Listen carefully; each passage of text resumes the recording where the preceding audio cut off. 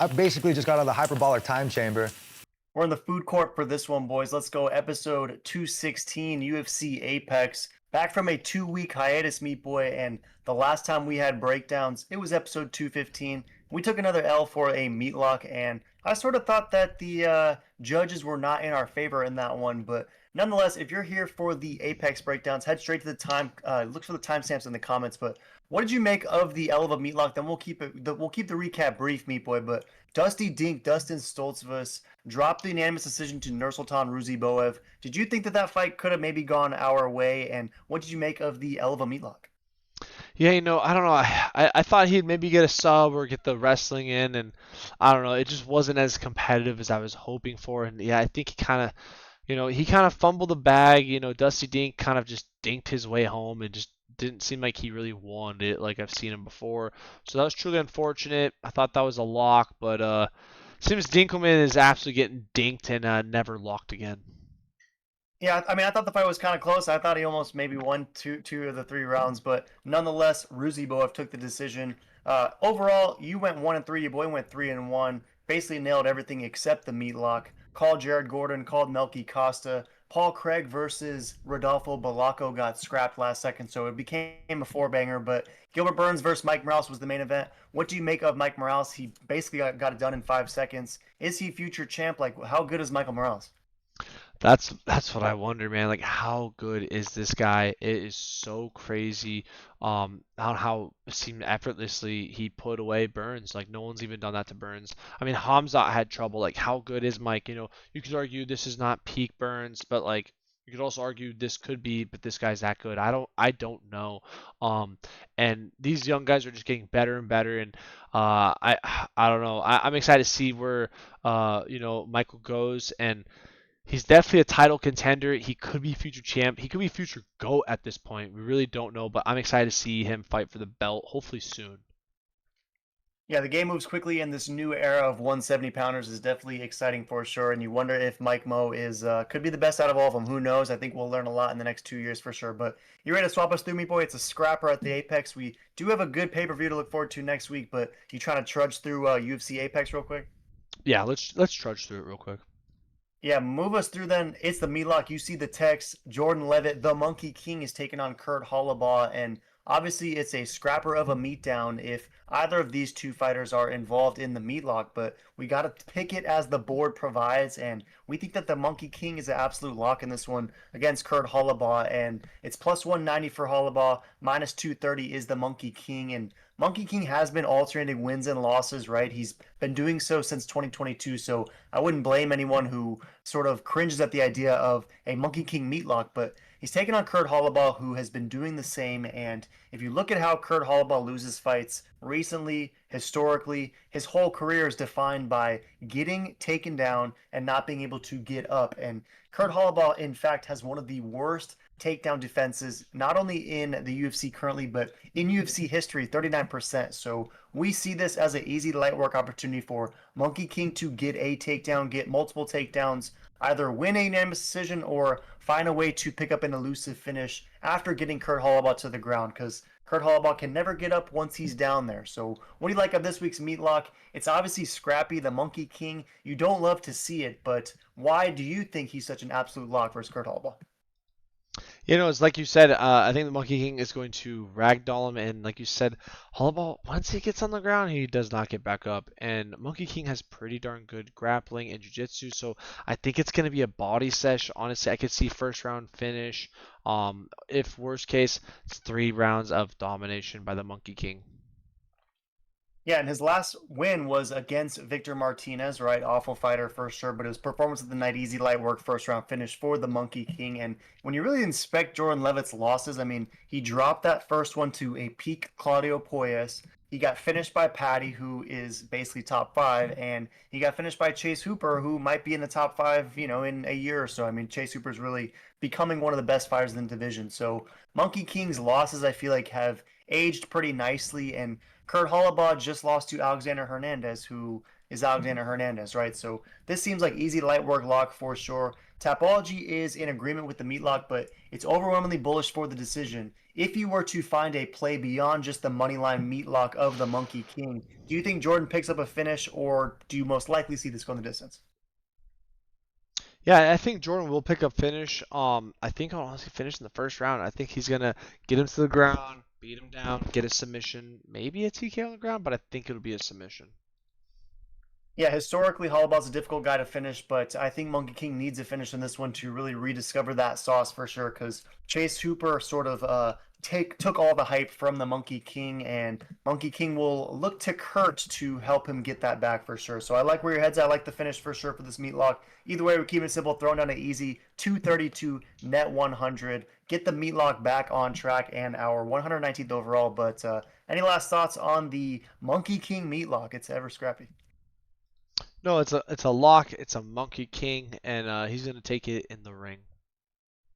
Yeah, swap us through that, meat boy. It's Bruno Lopez. Lopez up, taking on Dustin Jacoby, who did just coming off a nice recent win, which is good to see because Dustin Jacoby had lost 2 straight, had lost 4 of 5, and thankfully got the opportunity to fight Vitor Prelimo, who is everyone's favorite fighter, despite the fact that he never wins fights. But Dustin Jacoby got back on track with the KO finish, and now he's taking on another hype beast in Bruno Lopez, who, gotta give him credit, did win his unanimous decision debut against Magomed Gadzhulayev. And this is a dude who had 2 opportunities on Contender Series, right? It's kind of the prototypical Contender Series story where he lost the first iteration, went and got some victories in between, gets a second opportunity, and then punches his ticket to the promotion. And he looked a lot better in that second installment on Contender Series, but the first version got finished by Brenson Hibero, who is awful, and I don't blame the odds makers for having this hype beast at a plus 164 dog against Dustin Jacoby in this one, because Jacoby to me has all the experience, and despite the fact that he's technically lost 4 of 6, should be the one to get this done in my opinion. But offer any sort of counter perspective if you have one. Are you taking the hype beast Bruno Lopez? I mean, oftentimes you love these light heavyweight scrapper hype beasts from Contender Series. So is Bruno Lopez another one of your guys? Yeah, Bruno Lopez is one of my guys, and I gotta take him. He looked great in Contender Series, and I think he's gonna knock out Dusty Dink. I mean, big bro, Dusty Dink Jacoby.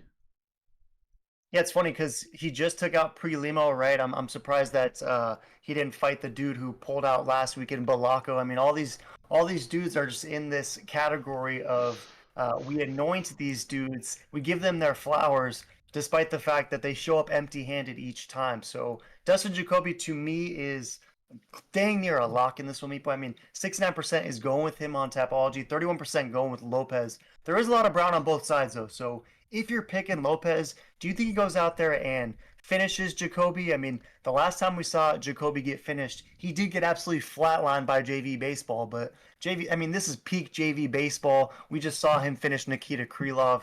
Is Bruno Lopez that guy similar to JV? I mean, he definitely could be like JV baseball player, but I don't know. I don't know if he's that good, but I think he's got power, and if he gets it done, the longer this fight goes, the worse it's gonna be. Jacoby is a veteran; he knows how to last the fight, get the win. But I think this guy's got some crazy knockout power, and I think he will land one on Jacobski's. Yeah, because the question becomes just like you said, right? The longer this fight goes, the better it is for Jacoby. So if you're picking Lopez, then you got to be banking on him to get a finish. And the only dude who has been able to get a finish on him in the UFC is JV Baseball. So I feel like, if 1 + 1 is 2, then by de facto logic, if Lopez gets a finish over your boy, then he is in that JV category. But I don't know, Meepo. I think he's still on the freshman team. I don't think there's a chance he goes out there and finishes Jacoby. I think Jacoby has better likelihood of getting a finish, but maybe this guy can survive 15 minutes, getting absolutely teed off on, his leg getting chopped off, and survives a decision. But I don't see a world where he wins this fight. I'm not sold on any of these guys. I can always change my mind, Meat Boy, but for now, he's in the hype beast bust category, and Jacoby gets this one done easy, light work. So, any last thoughts on this one? And final prediction: is it an early finish or is it somehow late? It has to be first round knockout. The later it goes, it's gonna be bad for my guy, I think. If you call that one, then that's definitely a fern for you. But swap us through, Meat Boy, because this one's actually interesting. It's Ramiz Brahimaj taking on Billy Ray Cyrus, who I was surprised to see is a minus 360 favorite in this one. He has obviously less UFC experience and is coming in off a fight where he got dominated by Trey Waters. And Trey the Truth Waters is a very exciting prospect in the division. You wonder if that loss will age nicely. But Brahima, meanwhile, coming in, just absolutely slept Mickey Gall. It is Mickey Gall, though. So, what do you make of this matchup? What do you make of the fact that Billy Ray Cyrus is such a fat favorite, despite the fact that Brahima has better UFC experience and more UFC fights? And do you like Brahima as a plus 285 dog at all, or are you taking Billy Ray for the 360 no scope? Yeah, I think the Billy Ray 360 no scope is probably the move. He'll be definitely shaking it in the ring, and I think he'll get it done in the octagon this weekend. Yeah, when you say he'll be shaking it, you'll expand on that one a little bit because this stylistically is fascinating to me. I mean, Brahima is a guy who is able to mix it up nicely. He obviously trains in New York and has a lot of tough, higher weight class training partners, but the youth, the hype, the excitement is definitely in Billy Ray's favorite. So, what makes you believe that Billy Ray Cyrus's achy breaky heart is going to find a way to stop? Do you think he's going to stop Ramiz Brahima? I think he'll win this one by decision. Honestly, I don't know. I don't think he could get a finish, but I really do think he'll get a decision on this one. These guys, I don't think these guys are going to put each other out. I don't think they have that kind of, you know, no one has a weak chin here. No one has this ungodly knockout power. I think it's gonna go decision. It's gonna be a fair fight, but I think Billy's gonna get it. Yeah, Brahima's a tough dude, right? He did take that finish loss to Max Payne Griffin, but that was because his ear basically fell off, right? It wasn't like he went out there and got slept for sure. I was interested to see how 83% of Tapology's taking Jared Goff, Billy Ray Cyrus, and it's basically all Brown, right? So they think that Brahima is going to go out there and get finished. Do you like Goff by decision? Is that kind of where your head's at? Oh yeah, by decision, 100%. Yeah, I think that's fair. I've been going back and forth on this one. I definitely don't like the 360 deal of Billy Ray Cyrus, and do think that at plus 285 there might be some life for Brahimi, but I'll ever so slightly take Billy Ray. Don't consider it a confident pick though, because this is one of those fighters where I'm not quite sure what this dude's ceiling is just yet, and it could definitely be better than Ramiz Brahimi, but it also maybe isn't. So I'll reluctantly take Billy Ray. I'll also go by decision. Any last thoughts on this third from the top, Scrap? No, this is an interesting one, but yeah, Billy's got this locked down. Interesting to put it mildly. Swap us through though, meat boy, the co-meet. Gamer Gamrot, your boy, taking on Ludovic Klein, and this is probably the most exciting fight on the card if we're really being honest about it, and makes sense why it's the co-meet event. Gamer Gamrot 23, and if you look at Ludovic Klein, his recent record is literally the exact same. Won 4 straight and hasn't lost in 7, and both these dudes basically are on amazing tears. So what do you make of this one? It used to be a pick 'em. Now it's closer to plus 136 is Ludovic Klein. Minus 162 is Gamer Gamrot. Are you taking your boy Gamer in this one, or is Ludovic Klein going to find a way to cash as a dog? Yeah, man, I think Ludwig Klein's on an absolute tear right now. Look at his record. I mean, he's looking absolutely unstoppable, phenomenal. He's a decision warrior. Gamer's kind of a decision, but he's got some really great finishes too. I think Gamer is just, he's seen the best of the best. I don't think Ludovic has really seen those top three, top five guys like Gamer has, and Gamer's beaten some of those guys. So I gotta pick Gamer. It's so hard to pick against Gamer, but Ludovic does have a nice, uptrend to him while Gamer just coming off a loss. So you just never know how those losses affect these guys. But until proven otherwise, I gotta take Gamer. Yeah, it's good points. I mean, the level of experience for sure is different. Gamrot, like you said, has wins over Fazeev, took out Jalen Turner, has that win over Arman Sarukian, and obviously we watched that fight together. It was extremely close. Either guy could have won, but officially Gamer has that victory, and the level of experience definitely is different for sure. If you're taking Gamrot in this one, do you think he's going to find a way to pick up a finish in this one against Ludovic Klein, or do you anticipate this being similar to most Gamer Gamrot fights where they're pretty close, pretty competitive? He maybe even eats some shots, but ultimately emerges with a decision. How do you think he wins if he does? Yeah, I think Gamer wins by decision, maybe TKO ground and pound, but I think it'll be a slimy decision. Just, controlling the fight, controlling the pace, putting on a clinic, and really mixing in his grappling and striking. Yeah, I'm glad you mentioned the grappling because another, we talked about the lowest of the low, the worst of the worst in terms of takedown defense when it comes to Kurt Hall, about 39%, right? Ludovit Klein, 91%. So this dude is in the upper echelon of takedown defense, and both these dudes will be southpaws, right? So perhaps they will have less opportunities for takedowns. That is Gamrot. So knowing the stats, if there is any struggle for Gamrot to get this fight to the mat, do you see a world where Klein outstrikes him, or if this fight does remain on the feet, do you expect Gamrot to have the advantages there too? Yeah, on the feet, Ludovic could definitely outstrike him. I think Gamer's good enough to be able to strike with this guy, but I don't know. Ludovic's been looking pretty sharp on the feet, so if I had to guess, Ludovic might have a slight edge on the feet. Gamer's gonna have a high edge on the ground. Yeah, it's gonna be interesting if it gets there for sure.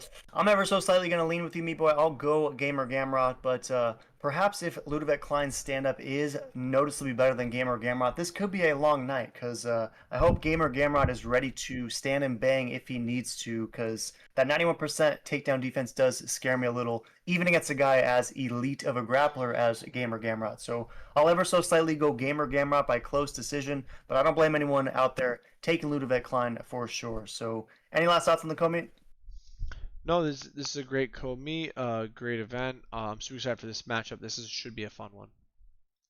Definitely a great fight, great event. I might question, but swap us through, me boy. It's the meat event. Aaron Blanchfield minus 238 taking on Macy Barber plus 195. And this one to me is a fun matchup. Both of these women are obviously at the top of their division. I mean, we saw Blanchfield really get taken down a peg when she fought against Manon Fiorot, and it's really been a while since we've seen Macy Barber honestly even tested. I mean, I know the fight against Andrea Lee was a split decision, but I thought that should have been unanimous. And I guess the Miranda Maverick fight was a little controversial, but most recently it's been nothing but dominant for Macy Barber, and especially the fight against Caitlin Chukagian, where a lot of people were picking Chukagian. They suggested that might be too much of a levels test. She went through easy to light work and got a nice win, nice decision victory. So in this one against Aaron Blanchfield, obviously it was encouraging for Aaron to rebound over Rose. It was kind of a back and forth fight, though. I mean, Rose definitely did lose that fight, but she dominated 2 rounds and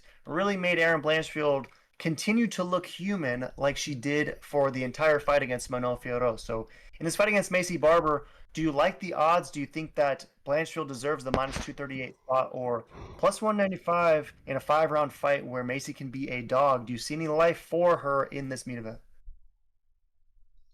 Yeah, man, Macy Barber is an absolute dog, but I just don't know if she'll be able to stop the takedowns of Blanchfield. If it stays on the feet, she's got this easy, light work, in my opinion. But if it hits the mat, she's Dunzo Balonzo. Blanchfield is no joke on the ground. So this is a 50-50 for me. I'm gonna pick Blanchfield just because she's had a higher level fights. But I don't know. I could see Macy winning this too. Yeah, it's a good fight for sure. Obviously, it's a great opportunity for, I think, one of these women to sort of take that next step and become a title challenger later this year, perhaps. And, you mentioned the takedowns. Obviously, that's what Erin Blanchfield will be going for. She had success against Rose, especially in those late rounds. So I think that was definitely encouraging if you're looking for reasons to pick Erin Blanchfield. Like the fact that she was able to win the later rounds against Rose, who obviously has probably the most late round experience in the entire UFC. So she's able to do that against Rose. She probably can do that against Macy Barber. I do worry for Macy Barber in the takedown realm because, her takedown defense is pretty average, to put it mildly, but she is a dog. She can definitely scrap and dig a little bit deeper if it becomes sort of bloody on the feet. So, do you see a world at all where Macy Barber can pick up a finish? And is it Macy Barber finish or bust? Like, is there any world where she can win a decision against a fighter like Aaron Blanchfield?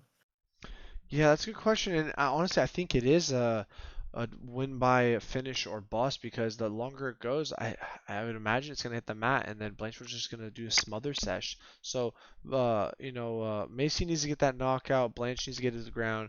I'm gonna pick Blanche where she should successfully be able to get that to the ground and take control. Yeah, this fight's fun for me. They basically have the same record. They basically have the same hype, same reach. They're essentially the same age. Like, it's a very evenly matched fight for sure. Something tells me though, Meat Boy, that Macy Barber's going to come ready for this fight. I mean, she hasn't always been my favorite fighter in the UFC, but I feel like she's a dog. She digs deep, and maybe she finds a way to win 3 close rounds, and ultimately is swayed and given the hometown judge decision. But Blanchfield, I think, she has more pathways for sure. I just kind of think Macy Barber's going to find a way to outdog her and win a controversial but split decision. So I'll take the future in this one. Are you taking cold blooded by finish or decision? I'm gonna take by decision. Decision would be fair. It's usually what she does. Any last thoughts on UFC Apex Meatball? We broke down 5. I do think that the Meatlock is a high confidence one in the scrapper of a Monkey King Meatlock. But after this week, you went 1-3 last week. How you doing it this week? Yeah, 1-3, pretty brutal. I'm gonna go 3-2. 3-2 for you. I'll say 3-2 for me as well. Hopefully the main event stays intact because Cold Blooded was saying how Macy Barber, she just hopes she shows up, and then Macy Barber said, "I don't ever pull out of fights except when I pull out of fights." So confusing stuff from her nonetheless. But any last thoughts on UFC Apex, me boy? No, it's a good fight, fun fight nonetheless. Smash me, subscribe.